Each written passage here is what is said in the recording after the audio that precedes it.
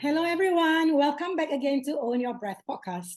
I'm Rihanna Yusuf, the founder of Own Your Breath podcast. And I've just ran a series tributing to women alongside celebrating International Women's Day. I celebrated for 8 episodes. And now I am celebrating men. So I've invited our fellow warriors, men, and I actually got an overwhelming response. So I might have more than an episode for men, perhaps maybe 10, let's see. However, most importantly, my first special guest is Vikas Malkani, the wisdom coach, founder of Life Wisdom Coaching and Soul Center and Soul Kids. Hello, Vikas. Thank you so much for joining me. How are you doing? Hello, Rihanna. Thank you for having me on your show. I'm doing extremely well and very happy to be here for you and your audience. Bravo. Thank you so much. I've heard of you maybe, I don't know, 1 or 2 years ago, I can't remember. And then we are connected on Facebook. But I don't know why. I don't know what is it, but I don't know you personally, but I mean, when I see just your post or just you yourself, I believe in energy. I just like you. I like you as a person. Like I could feel the calmness, the genuine person that you are. This is my, this is how I feel. And I thought, and I say this to Jeet. I think we have a common friend, Jeet. I told Jeet, I said, we have a somebody comment on Facebook, because there's something about him. I really like him. I say, I think someday I'm going to speak to him. And then Jeet spoke very well of you. And then I have an opportunity, running this podcast, and I thought of you first. Well, thank you. Thank you very much, Rihanna. Thank you for your compliments and your honesty. And I'm really touched because coming from a person like you, that means a lot to me. Thank you very much. And yes, I'm very happy to be here. And Jit's a wonderful friend. So, I'm glad you heard good things about me and not all the dark side of life. I'm sure that there's only good things that we all can say, Action, and the universe rewarded you back. And here we are today. We know each other. We have become friends. We are getting to know each other more. And I'm here on your podcast. I'm very, very grateful. So Vikas, so yes. You are the wisdom coach, and I believe in the importance of wisdom. How would you define soul wisdom? I mean, okay. I know you use this word quite a lot, and I'm sure there's a lot of our listeners might want to know what exactly does it mean. Yeah. Rihanna, I think what I'll do is I'll give a little bit of context to who I am and what I do and what is soul wisdom and why am I called the wisdom coach. And, what all of us need to understand is that whatever we do, there is a larger purpose behind it, right? So, for example, let's take this moment right now. We are here on this podcast and we are engaging with each other and we are talking about wisdom and life and everything in it. But the purpose of doing this is to help the people who are listening. So there is always a greater purpose of whatever it is that we do. Sometimes we can see it and sometimes we can't see it. Another way to understand this is we never arrive anywhere without a purpose. Imagine that you go into a restaurant and you don't go there just by random events, right? You don't go there by randomness. You go there with intention. The intention is to have a meal. Let's say you go to visit your mother. The intention behind that may be to meet with her, to give her a gift, to give her a hug, to reconnect, whatever it may be. But there is an intention and a purpose behind everything that we do. And, I began to question this very question came to me when I was 14 years old. And I don't know how it came, where it came from, but suddenly it popped up in my head. And I was in the middle of a business family. My father was an entrepreneur. And he started with nothing, and he made himself very successful through hard work and struggle and a lot of stress along the way. So my life when I was young was quite comfortable. I was growing up in a comfortable home, but I had a lot of questions. I had a lot of emotional discontent. So my discontent wasn't physical or external. My discontent was very emotional and mental. And my question to myself was, what is the purpose of my life? Because I'm here, I arrived on planet Earth, right? I'm here. We are all alive. But what are we alive for? What are we doing here? Where did we come from? Where are we going? And I began to ask all those questions to myself, and I didn't have the answers. So I began asking the people around me. As a child, that's what we do. I was a teenager. So I started asking the people around me, and they didn't have the answers either. So that started a search. And my search was for people of wisdom, enlightened masters. And fortunately, I was in India. And in India, we do find a lot of enlightened masters even now. Yes. And so I began this search, and the search lasted for 15 years till I was 29. And I sought out masters and teachers and gurus everywhere that I could, and questioned them about life. And I wanted them to give me clarity, and I wanted them to show me the clear path, the certainty. Well, that journey was 15 years. And then at 29, I had my own inner awakening, my breakthrough, call it whatever. And it changed my life. I mean, suddenly I knew that the purpose of my life was not just to work and make money. Suddenly I knew inside me that life was not just about more and more and more, do more. And interestingly enough, ironically enough, at 29, when I had this awakening, I was the CEO of our company, of our family-owned business.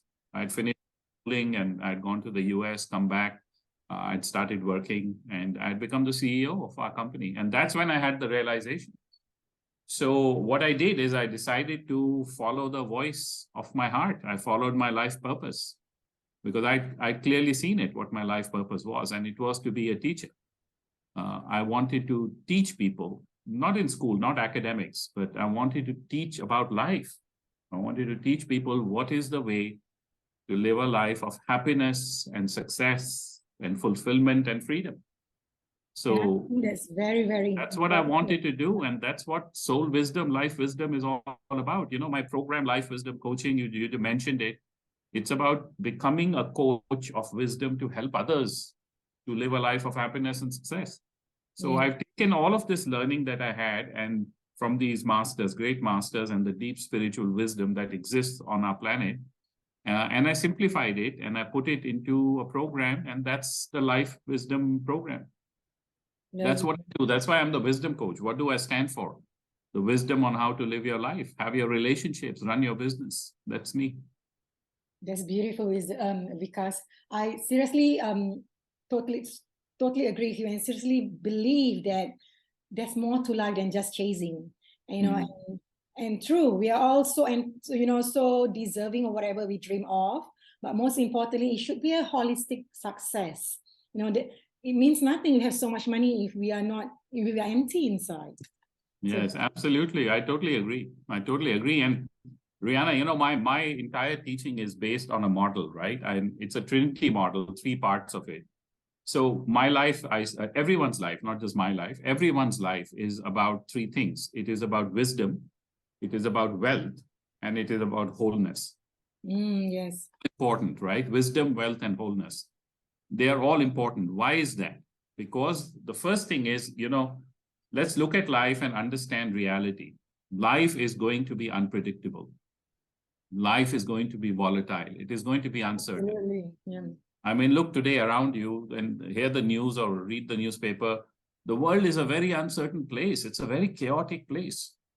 And not just the external big world, but our individual world will be like this also. There will be turbulence in relationships. There will be turbulence in business and careers. There will be turbulence in health, and there will be financial problems, challenges. So we need wisdom. We need wisdom to keep stable. One of my famous lines is that wisdom is a stabilizer of life. We all need stabilizers, and Yeah. wisdom is the stabilizer of life. It gives you that foundation. So that's the first part. That's the wisdom element. It teaches you how to live your life happily, how to have good relationships, how to run your business, everything. But the second element, which is also important in life, is the wealth element. So wisdom and wealth. Mm-hmm. Why is that? Because I'm a very realistic person. I coach a lot of entrepreneurs, business owners, influencers, other coaches. I'm a mentor to many, many people. Mm-hmm. And I say that if you're living in this world, you have to pay your bills. Absolutely. Just Yeah. because you're spiritual, it doesn't mean that you become a burden on society or your family. Yeah. You have to be the one to support others. That's what spirituality means. It's about helping others. Yeah. So you have to learn how to create that wealth component in your own life. It's very important. It's the fuel for living a good life. So the wealth component that comes in, then the third element is wholeness. And wholeness is about our life purpose. It is about fulfilling what we are here to do. It is about helping others and being compassionate and leaving this world a better place than when we found it, which unfortunately is so important today, because what people and countries are doing is essentially destroying the earth around us, aren't we? It's Yeah. not good, not good at all. So wisdom, wealth, and wholeness are the three parts of my teaching. Your teaching. I like your three W's. So, so what are some obstacles that people face along the line when they are trying to connect to their true soul's wisdom? How can they overcome them? Yeah, I think all of the problems that we have arise from two things only. Okay, there are just two reasons why all human beings suffer. One is that we are conditioned, because from the moment that we are born, we are being told what to be, how to be, what we need to do and what we need to have. So that's what I call programming or conditioning. It is just like we train animals, right? If you have a pet, you train the pet where to sit, when to eat, when to go out, everything like this. And since we are born, we are also being conditioned or programmed by the world around us. Now, unfortunately, this world around us, including our parents, they are not an enlightened, wise world. Right? They have their own challenges, they have their own flaws, because I don't blame them. They were never trained themselves. They were never enlightened. So they do the best they can. And so for many children, from the time they are born and they're growing up, they are being told how they should live their life, what they should be, what is necessary for them, what is expected out of them. And often our problems arise because we get stuck in that prison, the prison of our programming. And we try to be something we are not. We try to follow a lifestyle that's not good for us. We are not being holistic. We are not being authentic. We are not being true. We are not being integral to ourselves. We don't live a life of integrity. Instead, we live a life of dishonesty and pretense. So that's one reason why people suffer. But the second reason is also because we don't get the right guidance. Today the world is a world of noise, Rihanna. It's noise. Yeah. I mean, social media, Facebook, LinkedIn, and wherever you go, I'm on Facebook, I'm on LinkedIn, I'm on YouTube, I'm on TikTok now. It's a crazy world. And how do you make out what is genuine and what is not? Because everybody's shouting, everybody's creating that noise. So most people don't find a good mentor, a good coach, or a good guide. We all need support. We all need someone to coach us and guide us. I mean, whatever we become, it is a result of the people who have trained us and taught us and coached us and helped us. I always say that we are the product, all of us, right? Not just I. We are the product of our gurus and our mentors and our teachers and our coaches. That's what it is. Now, however we learn from them. I'm a student, as I said, of wisdom and wealth and wholeness. So I read material on all of these three subjects. I advise people also on investments. So I'm reading books with the mindset of Warren Buffett in it. So, in a way, he becomes my mentor for that one aspect. But then about the spiritual aspect, I'm reading material and the scriptures from the ancient masters like Krishna and Patanjali and the Zen teachers and across all faiths. I'm not a religious person at all. Let me make this very clear. I'm a spiritual teacher, a wisdom teacher, not a religious teacher. I love all religions. So I read from all of that vast, the array of all the teachers. And that becomes something that enlightens all of us. It makes us grow. So we are the product of our coaches and our mentors and our teachers. And often a lot of people don't find that. So they get lost. So it's like they want to find a solution, but they get even more confused. Then they suffer. Yeah, I totally agree. And as you know, like in today's world, it's so easy to get information. You can Google, you can read books, and that's also important. But I do believe that there's a difference when you get a mentor or a coach, or if you go for a therapist, whatever choice you choose. But I feel there's the difference when there's a person who's gone through a series of experience and has learned, study on particular subject more. You get more out of the learnings than YouTube or certain books or ChatGPT, for example. The challenge with information is that there is also misinformation. Absolutely, yeah. And what I say is that the whole world is drowning in information, but it is thirsting for wisdom. We have too much information. We don't need so much. What we need is the wisdom that works. And that helps me to win this game of life. In whatever aspect I want to use it, it should work. So we are drowning in information, but we are thirsting for wisdom. Information is not the solution. It is not the answer. Wisdom is. I agree. I always say we don't need more motivation. What we need is understand how things works. Yes, we can apply it for forever. Yeah. Absolutely. Yeah. So how can someone navigate the hard, uncomfortable emotions? As you know, like we are conditioned, programmed in a certain way. We are more comfortable to access our happy, joy emotions, and emotions such as sadness, anger. A lot of us try to suppress because it's being perceived as a weakness. How can one navigate through the emotions? Because I believe these are important part of being human. It is totally very important. And we are all emotional human beings. Yes. Okay. And in fact, just today, it's so surprising you're asking me this question, because just today, my new video that came out on YouTube and Twitter, on TikTok, is very much about the most important things of life. And I say the most important things of life are not things. They are feelings. They are emotions. So bravo. It's all I think about. Absolutely. The most important things are not things. They are feelings and emotions. And we are emotional human beings. Look, the whole reason why we are doing this today, right? This podcast, and we'll reach across to thousands of people who are going to listen to it and enjoy and benefit by it, we hope, is because you felt something when you first saw me or heard about me, or you came in touch with me. You felt something, and so you took a step forward, and then I felt something and I took a step forward, and today we connected, and here we are. It's all about feelings. Human beings is about feelings. Think about when you meet someone and you say, hey, how's life? How's your life? How are you doing? And they don't suddenly start telling you about what their salary is and what position they work in. They don't tell you what car they drive, where they live. They actually just tell you how they feel about life. We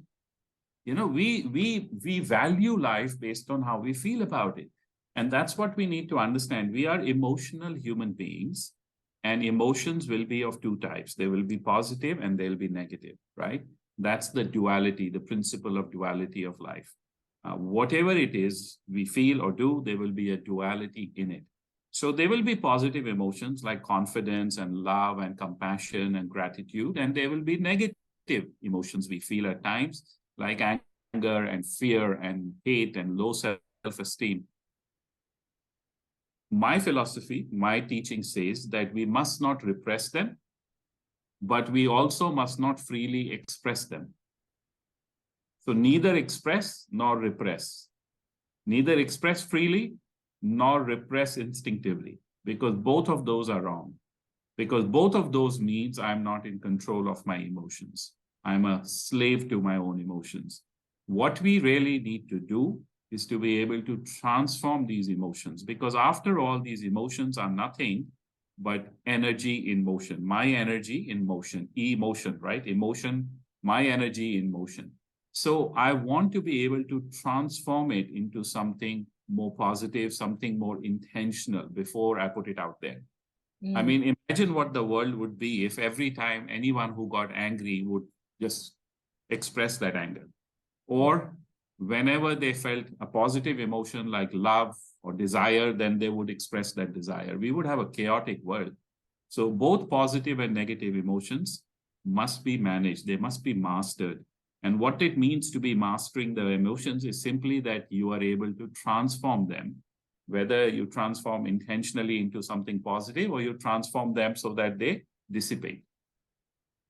But emotions are a part of life. There's no way we are getting away from emotions. We have to learn to master them rather than be a slave of them. Do you have any tips how they can navigate, for example, difficult emotions, since they can't repress it or express it? How would you? Is there any tips? How can they navigate in between them? Yeah, so that brings me to another model that I have. You like my wisdom, wealth, and wholeness model. Here's another one I have, right? So we need to understand where emotions are coming from, Rihanna. We all have them, but where do they come from? And everything has a cause. Everything has an origin, right? So when we look deeply, we will realize that all of our emotions actually arise from how we think in that moment. So essentially, our thoughts, our way of thinking produces our feeling and our emotion. Now, we don't catch this because the thinking is so fast. The thoughts are so fast. We are having 60, 70, 100,000 thoughts a day, every day, day after day. And those thoughts come and go so fast, they are like the wind, impossible to catch them. However, they do leave a residue, and that residue is emotion and feeling and emotion. So we need to understand that the thoughts are creating the emotions. Now, let's practically look at this, okay? You see, what happens is that if I close my eyes and in my mind, I create images, I create a visual of something I really don't like to do, or I really don't like to eat, or I really don't like to experience. When I imagine something negative, the emotion that I feel is a negative emotion. I don't feel excited. I don't feel enthusiastic. I rather feel very low and depressed in a way, a degree of that. But if I do the reverse, I close my eyes and I think of something I love to do, or I think of a moment I really enjoyed in my life, or I think of a person that I really care for or love, then suddenly my energy is higher. Energy is emotion, energy in motion, right? So it's moving already. One of the greatest secrets or discoveries of spiritual wisdom is that your thoughts create your emotions. Now the question becomes, can I change my thoughts? Can I manage my thoughts? Can I manage my own mindset? And the answer to that is yes. And the masters from ancient times to now today, people like me, we say the way to train your mind is meditation and mindfulness. Right? Meditation is the mother of mindfulness. Mindfulness is just one part which came out of meditation. So how do I train my mindset? It's through the use of meditation. Meditation is not, and again, nothing religious. It's the techniques and tools of training my mind, right? So I teach people a very beautiful, powerful technique. It's called 10 to Thrive. You do it every day. It takes just 10 minutes, to do, and it changes how you feel all about your life. So we must train ourselves with meditation and mindfulness. So the mindset becomes a more positive mindset. And how do we do that? How do we train ourselves through mindset, through meditation and mindfulness? Well, we need a mentor. We need a guru, a coach, a guide. I call it a mentor, right? A spiritual mentor, a wisdom mentor. And that's my model for you again, So it is mindset, meditation, and mentor. You love all these triple W, triple M. It's beautiful. It's easy to remember. Effective and powerful. Yeah, I do like to simplify, like you. Most of my work, I like to, like I study a lot, but I like to simplify them because really, I think the magic lies in the micro moments, our daily Absolutely. practice. Yeah. I think that's one of the reasons why we resonate with each other, right? We think probably alike.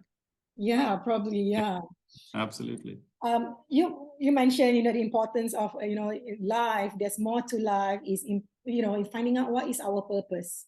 There's greater purpose than just us being, living life every day as what we are dictated to be, right? How can one, do you have any advice? How can one start looking for their life purpose or discover their life purpose? Yeah.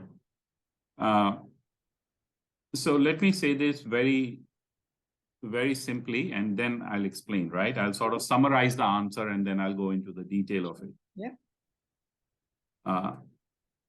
The discovery of truth happens to the quiet mind. Okay, the discovery of truth happens in a quiet mind, to a quiet mind. And this is very important to understand. So as long as my mind is chattering away, it's like noisy mind, and I must do this, reply to that email, connect with that one. Now what should I do? Oh, let me go online shopping and meet that person. As long as all this noise is there in my mind, truth doesn't reveal itself. To find truth, I must first quieten my mind. So the best way for people to be able to find their own life purpose is to create inner silence, which also often is benefited by outer silence. So, this is why the ancient masters went up the mountain. They went into caves to sit there and meditate. They went into monasteries, into meditation halls where there was no other disturbance. So they could sit and they could become familiar with their own voices, the voice of their mind, and then they can begin to calm it down. And when they calm it down, then suddenly the truth pops up. Yeah. The word integrity, the English word that we use, integrity, we use it all the time. Integrity, integral, integer, it actually starts from there. Now, the word simply means that you are being true to yourself.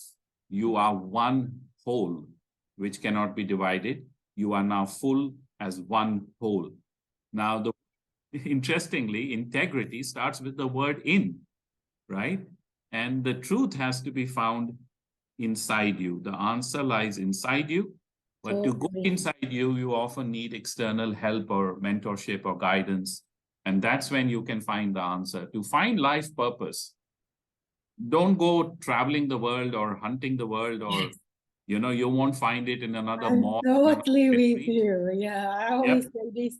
People always say I need to go and find myself, but it's inside you, right? You keep on changing. Absolutely. No matter how much countries you change, you shift, your houses, you need to face your greatest struggle, which is inside you, and absolutely, that's your as well. Cool. Truly. So Vikas, I believe empowering people who could have the wisdom to help other people, a lot of the time come from having their own struggles, life struggles. Is there something that perhaps along the journey of finding the truth about our greater purpose, have you encountered, would you like to share with us your own struggles perhaps that led you to be where you are today? Yeah, what struggles are you talking about? I've had no struggles at all. My life's been just perfect. No, I'm kidding. Look, because we are human beings, we go through this journey of life. And this journey of life is not always a smooth journey. And similarly with me, there were ups and downs, and there was a turbulence at times. I've been through some very difficult and troubling times, which tested me to the nth degree. Yeah. I like to say every master was once a disaster. Oh, love it. I like that. I like that. Well, I'm a living example of a teacher. Then I went through a lot of treacherous path to be here. Yeah. Absolutely, absolutely. And it's true, in a way. I mean, if you look at the great masters, I'll just take three different masters from different parts of the world. But if you take Krishna from ancient India, one of the greatest masters around, I mean, I truly admire and adore him. But his own life was very challenging, very, very challenging before he became this great king and great philosopher and guide for others, right? Before he became this enlightened master. Then you take Buddha, 2,600 years ago. Krishna was 5,000 years ago. Take Buddha for 2,600 years ago. And even though he was born a prince, but then, he was in a lot of anguish, inner anguish. So he had to leave his palace. He left his wife, he left his child, and he went away on this search of the truth. And when he found the truth is when he found peace. And then he came back, refused to be a king, because that was his birthright. He refused to be a king and instead became a teacher of wisdom. Another person, Jesus, right, 2,100 years ago.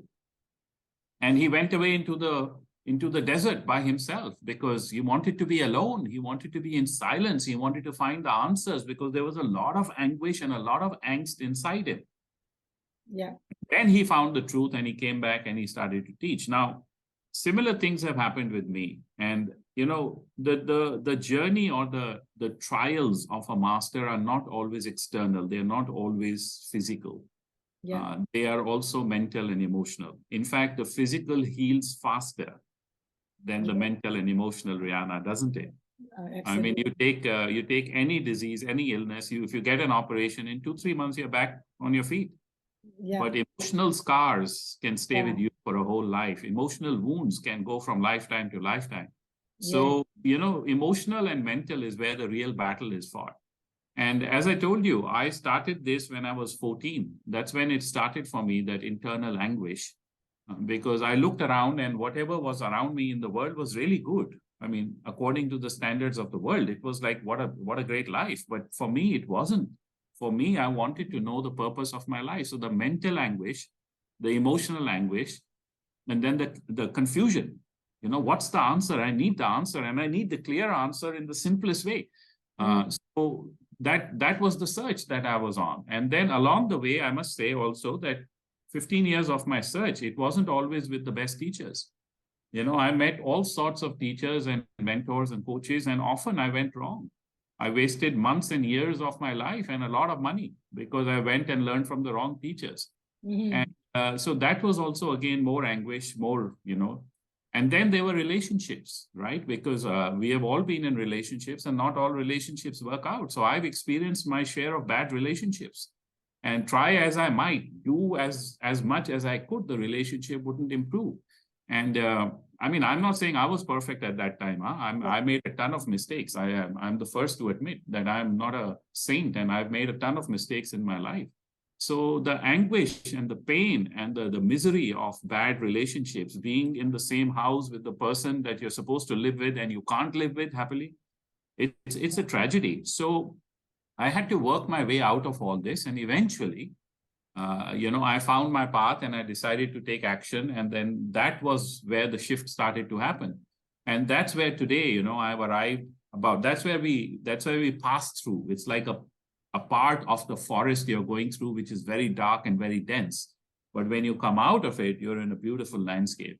So today, of course, I'm a successful business owner. I'm a very successful coach. I've been doing this for over 20 years. I've coached people all around the world, including people in Hollywood, some Hollywood stars, millionaires, entrepreneurs, business owners, influencers. I'm in a good relationship, happy relationship. I have a ton of clients. I have, so today life is good. But remember this, okay? All of us should remember this. We cannot know how to create the good without also experiencing the bad. You do not know what is sweet if you do not know what is sour. You do not know what is positive if you do not experience the negative. So that's the principle of duality. And that's what every genuine master, has to go through. Now, that's the key again. You must have good guides. If you want to lessen the mistakes, if you want to lessen your anguish, you must find the good guides that you can. And then life becomes easier and smoother. funny. I think we are so synchronized, what you just said. I wrote a post on it today. I wrote about you cannot know light if you don't go through darkness. Simply, we just cannot appreciate what's light if you don't go through darkness. And I wrote a bit about it, and now you mention it. Beautiful, yeah. So Vikas, I think that's amazing that you've been coaching. I thought you've just been coaching CEOs, but you actually been coaching all around the world, celebrities and successful people, entrepreneurs. That's beautiful. Do you think it is important that people incorporate spirituality in order to have successful holistic life, and particularly if they want to pursue a life of success in an area of wealth? I think we need every person needs to define what success means for them. Yeah. If one's definitions of success is just to make more money, then you don't need spiritual wisdom for that. Mm-hmm. You learn many other techniques. You can start a business. You can become a service provider. You can become a coach, a consultant. You can learn to invest your money. Sorry, do you think people can be happy if they don't have a spiritual practice? Right. But again, Rihanna, that's what I'm trying to say. You have to be able to define what happiness is. Everybody needs to do that. Because for a lot of people, happiness simply means that I can, travel first class, business class, and I can go to the restaurants I want. I can buy the car I want. That's happiness for them. But listen, what I say to my students is that there are two types of happiness. Okay, there is the real happiness, and then there is unreal happiness. Yeah. Unreal happiness is happiness that's not created by you. It is created by an external event or a result or a person. Example, I have a job, and today I go into my work and my boss calls me in, and my boss gives me a big compliment in front of 5 other people, and I feel great. I'm on a high. But I'm on a high, not because I wanted to be, not because I chose to be, but because I got that compliment. It was beautiful to hear that. And all around me, people heard it. I'm on a high. But 1 week later, he calls me and he does the reverse. And he criticizes me or scolds me or disciplines me in front of others. Now I'm on a low. Unreal happiness. It comes and goes. It's not faithful to you. It is created by an external event. Real happiness, the masters say, and I teach, is happiness which is intentional. It is created by me. Yeah. Because happiness also is a feeling, and all feelings are created by thoughts. So therefore, happiness comes to a trained mind. It is impossible to have real happiness, stable and lasting happiness, without training your mind. Impossible. So therefore, the wisdom element and the spiritual element comes into play. If we want real happiness, if we want holistic success, then definitely we need to build a foundation of wisdom and holistic practices and spirituality into our life. Without that foundation of wisdom, real happiness will not come. Mm-hmm. Agreed. And that's also, a lot of entrepreneurs see that. And that's why they come to me, because as I told you, I coach entrepreneurs, business owners. I also coach many other coaches and influencers. And that's why they come to me, because they realize that when they have a win, when they achieve something, when something goes viral, when they do really well in their business or they get a new sales contract, they are on a high.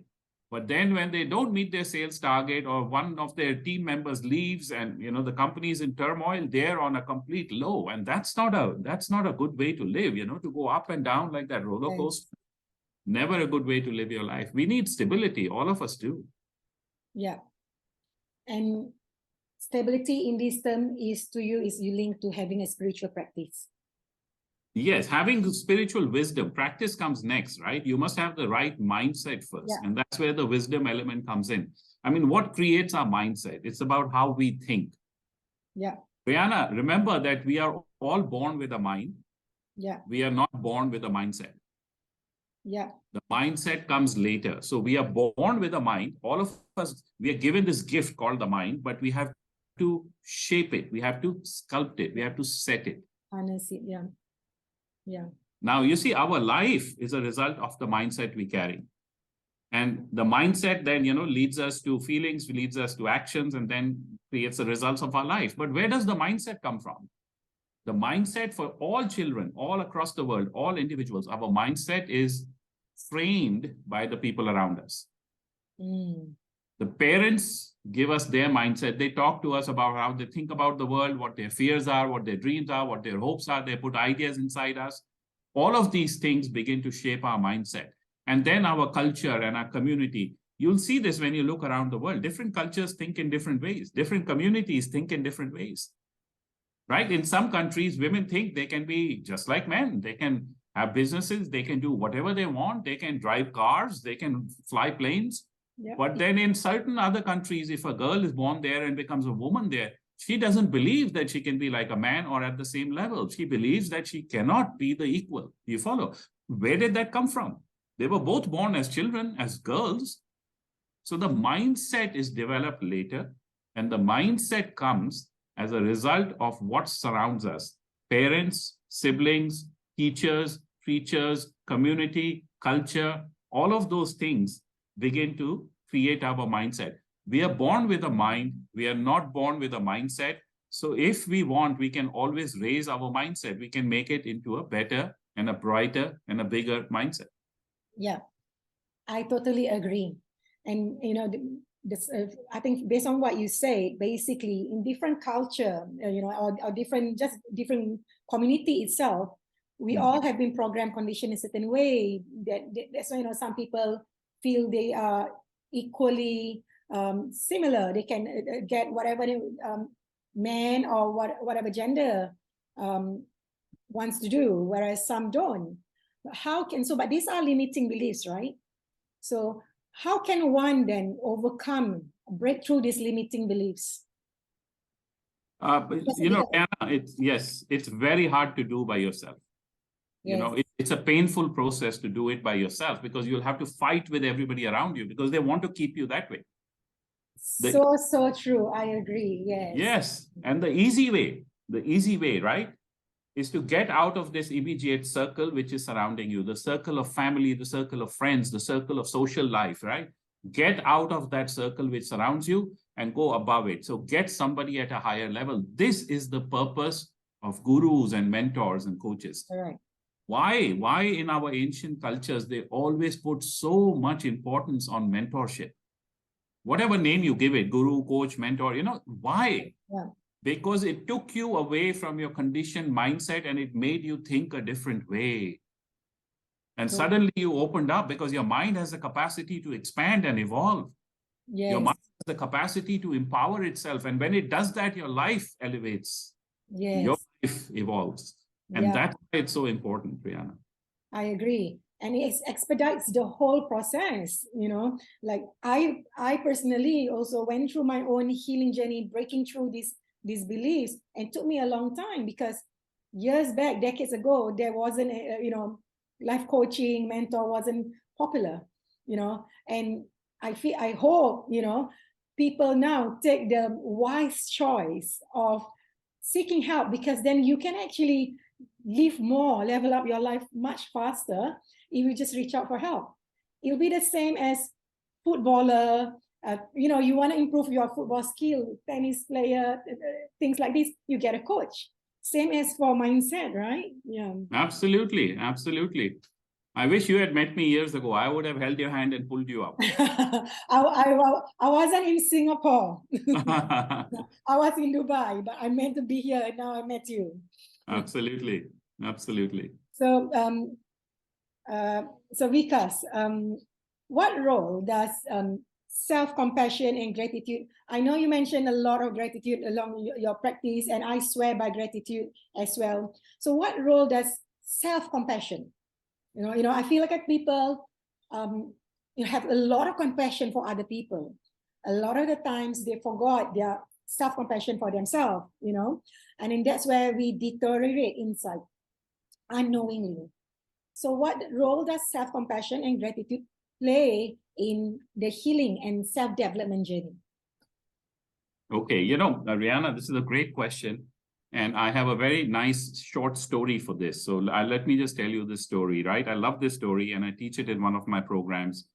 And it's a story about a yogi, a person who practices yoga, not in the Western sense, but in the Indian sense, which means he's an I studied enlightened. in India, by the way.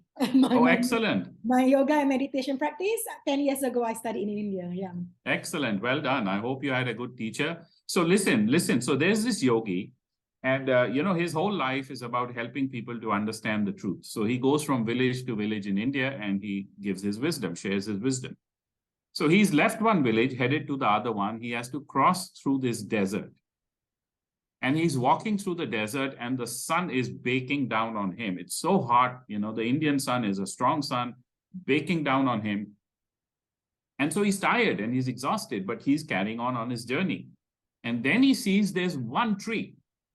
On this path, there's one tree growing there and, giving shade. So he decides, I'll rest under that tree.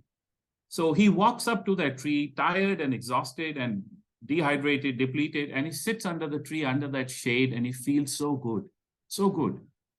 And before he knows it, he falls asleep. Now he wakes up a couple of hours later, and as he looks up to this tree, the first thing that comes out of him is gratitude, because he's so refreshed now. He rested because of the tree. Otherwise, he would never be able to do this.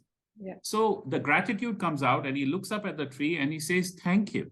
Thank you for being here. Thank you for whatever it is you do. You gave me shade. I could rest. Thank you. But now the tree replies. The tree says, look, there's no reason to help me. This is the purpose of my life. Because I know what a difficult desert this is. This journey is a very difficult journey. So I decided I'm going to grow here and grow as big and as wide as I can be so that every person going on this path can find shade under me. So you don't need to thank me. I'm just fulfilling my purpose. I only focus on how much shade I can give to others. I gave you shade. I'm happy. So this guru says to this tree, he says, that's wonderful. That's such a noble intention, a noble purpose of life. Mm-hmm. But tell me, how much do you think about your own roots and nourishing your own roots? Mm-hmm. And the tree says, no. I don't think about that at all. That's selfish, I must always think about others. So all I think about every day is how I can grow wider, how I can be more bigger to give more shade, how I can have more fruit. That's all I think about. I don't think about myself. Mm. The guru tells him, he says, look, my friend, you have given me shade. Let me give you some wisdom and carry on in my journey. You have helped me. Let me help you. He says it's very noble that you want to grow yourself and expand yourself, to give shade, produce fruits. But please remember, to grow more fruit, you must first nourish your roots. Yes. If you don't nourish your roots, then even your life purpose will not be fulfilled to its maximum. Yes. So the answer is right there. Absolutely. We want to take care of others. We want to be compassionate to others. We want to help others, but we must begin this by helping ourselves, being compassionate to ourselves. And I will paraphrase a teaching from Buddha, again, an enlightened master, non-religious he was. There was no Buddhism when Buddha was around, There was no Christianity when Christ was around. That only happened later by the followers who created a religion around it. But anyway, Buddha said, he said this beautiful teaching, I'm paraphrasing here. He said, you must be compassionate to everyone. Yeah. Starting with yourself. Yes. Yeah. So that's what the answer is. We have to take care of ourselves. If we don't nourish ourselves, we don't fulfill our purpose. Such a beautiful story. I love that story. Like there is, I think it's a lot of people mistaken this thing about helping others. I'm included, like ages ago, I care so much for people, especially because I come from very humble background and I managed to turn around my life very well, actually at a very young age. And because I could, and I see so many people still behind me, I just want to take everybody with me, God bless my heart. But in the end, I crashed because, I didn't take care of myself. So such beautiful story and could be easily applied to life. Yeah. Absolutely. And, I faced the same, right? I've also learned the hard way. I was always a nice person. I never was mean to others or anything. I always wanted to help others, be nice to others. to the extent that I would sacrifice often my rights and what would come to me when rewards would come to me, I would sacrifice them so that others could benefit. And honestly speaking, not everybody is as compassionate and righteous or, as wise or as spiritual or as kind and compassionate as you are. And that happened with me. When I was compassionate with others and kind to others, people took advantage of me. So I had to learn the hard way that it's not always right to be compassionate. You also have to choose where and when. But, Buddha's teaching is beautiful. The story is beautiful. Be compassionate to as many as you can be, starting with yourself. That's beautiful. I love Buddha teaching as well. I'm not very religious, but I'm more into a spiritual life philosophy. I'm very much into it. And one of my greatest teachers is Buddha. And his teaching is so simple but so clear. Absolutely. I think we, coming from my perspective, religion is something which is a personal choice. You don't need it. It's not a compulsion. It's not an essential thing. It's a personal choice. You want to have a following, sure. If you want to follow a particular narrative, that's great. But all of us, without fail, we need wisdom. We need spiritual foundation. All of us, without fail. So, spirituality and wisdom is a little different. It's a little higher than religion comes in. So all are good. Follow the path that suits people. That's what I say. Yeah, I agree. So Vikas, what advice? It's been so lovely talking to you. So this is very important. So what advice would you give someone who, who's already on the path? So I think we are in a generation now, although it's very challenging, but there are more exposure of spirituality, self-development, growth, right? So if someone is already on this path, what advice would you give someone who wants to maintain their progress and continue to grow and evolve after getting help, such as life coaching or therapy? See, there are two challenges on this path, okay? And this is where I want to give you the answer also. The first challenge is that we don't start. We don't start on this journey of self-improvement, personal growth, spiritual growth. We don't even start. We are just stuck in that programmed world, in that lifestyle that we have been told we must live. So not starting is the first challenge and problem for most people. They know they need help. They know life is miserable. They know relationship is not what it should be, but they don't start looking for that help. They don't start on the journey. Yes, please say louder to other people at the back. And then the second problem is that they stop. Once they start, they stop. So we start on the journey. We find a teacher, we find a therapist, we find a practitioner, an expert, a coach, a mentor, a guru, and then we give it up quickly. 2 months, 3 months down the line, we say, okay, life is better now. I'll go back to my old life. So there are two problems only on this journey. Number one, not starting. Number two, stopping after we start. And my suggestion, my advice to everybody is, you have one life. You have just one life. We don't have... Look, I'm a believer in, reincarnation. I'm a believer that the soul continues. But for now, we have only one life, right? You're not playing with two lives. You're playing with one life. You have one life. Make it the best you can. And how do we do that? Because, come on, it's like writing a book, okay? You are the author. You're writing your own book. So your book can be written the way you want. You are the author of your own life story. So get clear about what you want. Whatever it is you want in life. Everything is okay. There's no right and wrong. Get clear. Second step, get committed. I'm going to do this, and get a coach. That's step 3. I'm going to get a coach, and then I'm going to not stop. I'm going to follow this path. I'm going to get to that. Get clear, get committed, get a good qualified coach that resonates with you, and your journey will be easier. That's my advice to everyone. I agree. I mean, like, people always focus on, for example, your fitness. People will get a coach, right? But we all made up of these, I believe we're made up of this triangle, right? Mindset, and in the spiritual side, and fitness. So we need, teachers in all these areas. So Absolutely. thank you so much. I have great respect for people such as you that has been successful in your own right in so many ways, and yet able to share their own struggles, challenges, because we are all at the end of the day human, right? I like people who could show up authentically as human we are, instead of trying to portray themselves as just this guru that is perfectionism, you know. So thank you so much. And ladies and gentlemen, just to recap, Vikas shared with us so many wisdom, amongst which are the 3W.